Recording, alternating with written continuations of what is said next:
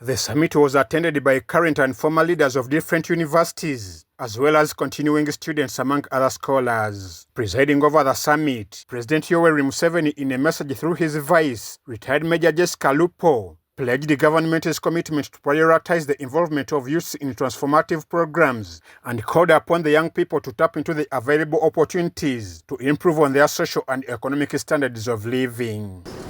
With this kind of conference, a leader like me would not like to hear about a strike again in Makerere University or any other university in the region. You know how much, someone remembers me when I was a Minister of Education, there were strikes when I was a Minister of Education in the universities, in the secondary schools. But with summits like this, we think that those kinds of counterproductive activities can be abated through other means of sharing with the management of the universities. So you, the youth, should preserve what the country has and work hard to build on more and more. Kenya's fourth President Uhuru Kenyatta said African leaders should fix the continent in the best position to be social and economically self-reliant. Ladies and gentlemen, having served as president, I appreciate fully the pressure that elected leaders face on a daily basis. They have to be in tune with the mood and desires of their voting public and be seen to be directing the government's energies towards addressing these demands. Can we therefore really blame the governments of developed nations for responding to their needs, to the needs of their own citizens above all others? We can't. Uhuru Kenyatta noted the need to remove barriers that hinder the progress of lucrative trade in the region and cautioned the relevant authorities to design passports and logistical infrastructure to promote African free trade area for the people in the continent. The demographics, first and foremost, are in your favor. The median age across our African continent in 2025 is 19.3 years, against a global median of 30.4 years. This means that over 65% of all Africans are below the age of 25. You have the numbers, you have the time, you have the energy to get involved and stay involved in governance discussions until you effect the change you wish to see. Uganda's former Prime Minister Dr. Rugunda expressed dissatisfaction over the UN ECOP interactions between the African countries and the international community. One area that is underplayed in terms of problems that Africa has faced is unequal and unbalanced and unfair interaction between Africa and the outside world. What do I mean? The first major interaction that affected Africa was slavery. And you know what slavery did to our continent. Meanwhile, the chairman Electoral Commission Justice Simon Byabakama urged youths to actively participate in electoral processes. When you lead with integrity, when you demand accountability, and when you participate with purpose, you don't just change the system, you become the system's best hope. It reawakened us as the youth to be beacons of new hope in our country and Africa at large. The Guilty Leaders Summit 2025 ran under the theme, Leaders with Integrity, Building Foundation for Good Governance in East Africa. I'm Ivan Joko and Kenneth Tanaba for UBC.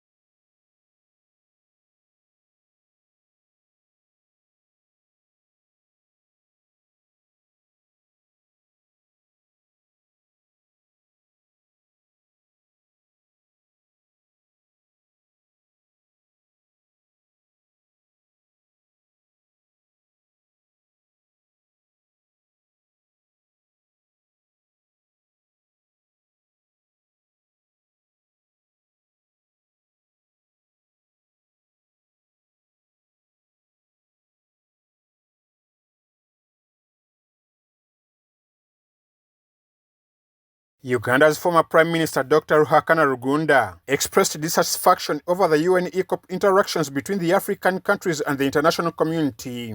Meanwhile, the chairman Electoral Commission Justice Simon Byabakama urged youths to actively participate in electoral processes. The Guilty Leaders Summit 2025 ran under the theme, Leaders with Integrity, Building Foundation for Good Governance in East Africa. Amwaivan Juko and Kenneth Tanaba for UBC. What do we do about, our voters who are asking us for money, They're asking us for money. They're asking you for money because you as a leader have failed. No matter how many laws you put in place to stop, we are going to cap how much money is going to be given. Somebody will still give the money, law or no law. The problem is to fix the issue. Because your primary responsibility as a member of parliament, my friend, is to represent your people, is to oversight the government of the day. All right? Now, if you have failed in your responsibility of representing your people to ensure that the government of the day has given them their ambulance, that has given them their health center, has given them their school and water, why are you then surprised when the Mwananchi comes to you and says, I want this ambulance and you are supposed to bring it to me? But he's not asking it from you.